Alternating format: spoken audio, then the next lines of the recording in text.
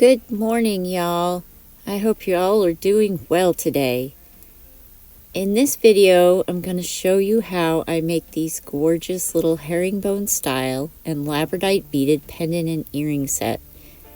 If you'd like to learn how to make these, then stick around and you may just be able to make a set of your own. So let's get creative, y'all.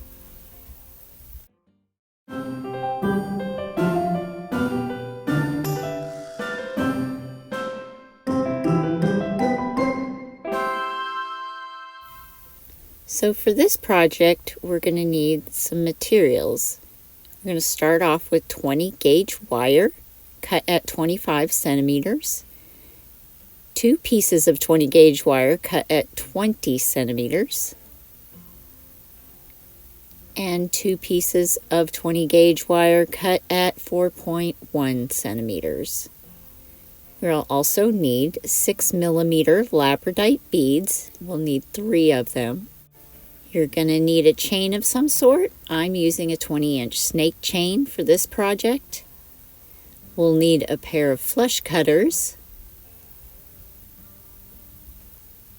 You'll need a pair of chain nose pliers, a pair of round nose pliers, a pair of looping pliers. These are optional, but I'm using these. A cup burr or a file. A cup burr is exactly what it sounds like. It's a little cup that you put on the end of the wire to get burrs off. You'll need a chasing hammer, and you'll need a bench block. This concludes the materials you'll need for this project. If you missed it, you can always go back and watch again, or you can just check out the materials list in the description of this video down below. Now let's get started on our project. So to get started, we need to grab that 20 gauge wire that's 25 centimeters in length, and grabbing the chain nose pliers, I'm going to grab right about 1.5 inches from the top of the wire and make a 90-degree bend, like so. We're going to sharpen this corner a bit. So I'm going to grab it from the other side and make a nice little bend as well. And now I'm going to pull my wire around into a little D shape, like so. Grabbing my 6 millimeter Labradorite bead. Look how beautiful that shine is, y'all. And I'm going to push that down into that little D shape, like that. And then I'm going to pull this wire back over the top of that bead all the way to cross over the other wire. And then I'm going to wrap this wire around the wire that's sticking up through the top of the bead. So there you can see I've wrapped it around the back side, now back around to the front, creating a full wrap around that top wire that's coming out of the bead. Now we're going to straighten out that top wire and then flip my piece over because it's just easier to handle this way. Push that wrap up against the bead. And now I'm going to take this wire and curve it around the bead. And notice I'm just using my fingers on this. I find it easier just to use my fingers. In a lot of projects I do that. So here I'm bending it back around the other side of the bead up to that top wire again. And now I use my fingernail a lot of times to kind of slide in between those last 2 wires, just to give it a little bit of a space there. But as long as you're just doing it where you have a little bit of space there, you'll be fine. And then wrap that wire back around that top wire again. So we're going to come around the back and then back over to the front, creating a full wrap around the wire coming out of the top of our bead. And then we're going to bend that wire back up. Sometimes that gets moved a little bit. Just make sure you point it back up. And we're going to straighten this wire out before we start wrapping around the bead again. So here we go, we're wrapping down and around the bead. Notice I'm making a nice little curve to kind of go along with that bead as I go. And I'm curving it back up around the other side of the bead here, pressing that wrap in a little bit as I'm going around. And then back up to the top again. And again, I'm going to wrap around that top wire. So I'm going to go around the back side of the top wire and then back over the top. A complete wrap like so. Now some of you may want to use pliers to tighten that wrap down. You can do that. And I'll show you how to do that when I do my earrings. And here we're going to repeat what we just did. So it's kind of a rinse and repeat thing. We're coming back around, pressing that wire up close and slightly under. And we're going to come up around the bottom and then back up across that top wire again. Wrap around that wire.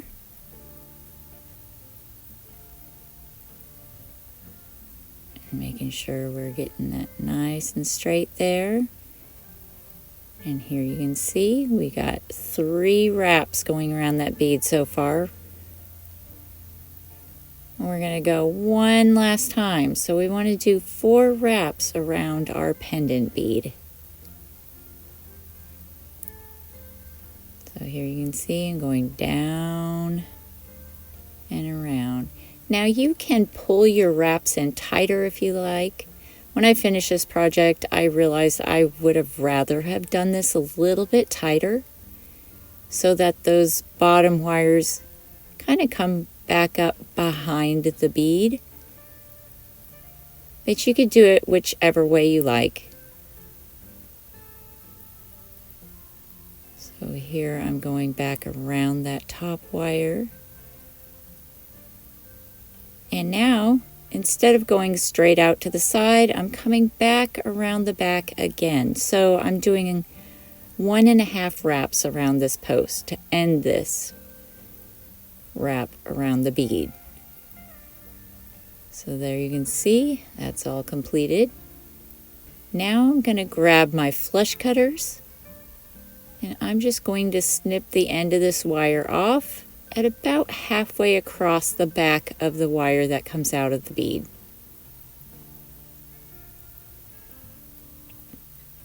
And there you can see I've completed that section. And what I failed to show is that I did go ahead and burnish that wire down against that wire coming out of the top of the bead. So now, grabbing my round nose pliers, I'm going to make the bail for this pendant. And here you can see I've bent that wire forward at about a 45-degree angle. And now I'm wrapping the wire around the barrel of my round nose pliers, readjusting those round nose pliers. I'm going to finish wrapping the wire until it comes around to the front of my pendant. Like so. And then taking the round nose pliers out, I'm going to grab my chain nose pliers to grab a hold of that little loop and grab the tail end of the wire and continue wrapping around to the back of the pendant. Like so. And now with my flush cutters, I'm going to snip off the end of this wire. And I want to snip it so that it will lay right up against the other wire that ended the wraps around the stone. So now I'm going to take my chain nose pliers and burnish that wire down onto that back side of the bail. so that it meets up with the other wire in the back there. And making sure there's nothing there to snag or catch on anything. And there you have the completed pendant. It's just a cute little tiny pendant. Now grabbing my snake chain, I'm going to thread it through so that the clasp is on the right side for right-handed people. If you're left-handed, you want to do it from the left side, so your clasp is on the left side. And there it is. Isn't that pretty? I love how the light just picks up in there and gives a little flash of light. Alright, so next we're doing the earrings, and I've sped this up a little bit so it's not so boring to watch the same exact thing over again. So this time I'm putting the bead in before I make the little D, but you can do the D and then do that, but I've just chosen to put it on there and then just wrap around the bead like that. And then the difference between the pendant and the earrings is that there's only 3 wraps around the bead total. So we're only going to go around 3 times, 3 complete times. And here you can also see I'm using the chain nose pliers to press that wire tight around the top wire coming out of the top of the bead. So here I'm wrapping around, and there's 1 full wrap. And I'm going to go around that top wire, pulling it tight. And I'm going to use my chain nose pliers to press that wire up against that upper wire coming out of the bead. And I'm going to press all those wraps up close, wrapping around the bead again a second time. Then wrapping around that bail wire, pressing it down. Get it nice and snug. And then again, we're going to wrap a 3rd time around this bead. 3rd and final time.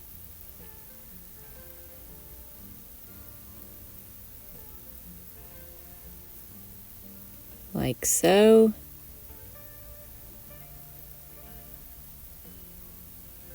And now we're going to wrap around the back side 1.5 times around that bail wire, and then snip off the end just like that. And here you can see me burnishing that wire down like I was supposed to in the first time. And there's the completed earring, just about. We just need to add the little bail. So the earrings are a little bit different than the necklace. I'm going to bend it to the side this time instead of toward the front. And now we're going to grab those round nose pliers and wrap the wire around the barrel of the round nose pliers, bringing it all the way around and then to the back, like so. And then grabbing my chain nose pliers, I'm going to grab a hold of this loop to keep it from deforming.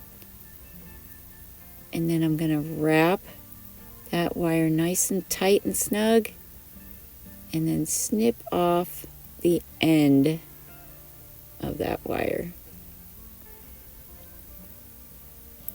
And then burnish that wire down against the bail wire, right up next to the other wire that was ended around the stones. And there is one of my earrings, and there's the second one. So there we have 2 earrings. Now we need to make the ear wires. So grabbing my 2 pieces of wire, 20 gauge wire that were cut at 4.1 centimeters, I'm going to keep them together and grab my bail making pliers. You can always just use round nose pliers to do this as well. I tend to do both of them together so they all turn out exactly the same. So now I'm going to push that wire around that barrel, which is the 2 millimeter barrel. And then readjust my pliers to get it completely closed. And then we're going to pull these off. And here you could see the little loops at the end of those wires. And now we're going to put those back together. And we're going to use the largest barrel on these bell making pliers, which I think is 9 centimeters. I'm not absolutely sure on that, but it's the largest one on these bail making pliers. And now the loop is facing the smaller barrel. And then I'm going to make the wires on the other end of this come around that larger barrel all the way, just like that. And there you can see I've got 2 ear wires that are identical so far. Now we're going to keep these together, and then grabbing my chain nose pliers, I'm going to make a little bend at about 2 millimeters from the end of those wires, like so.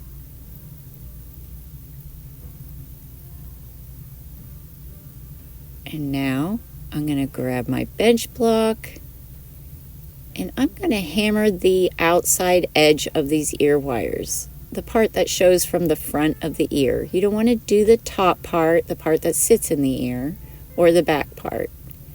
Just the outside edge. I'm going to flare that wire a bit and the loop that the earring hangs on. That just hardens the wire, and we're also just giving it a nice little shine on the side there from the side view.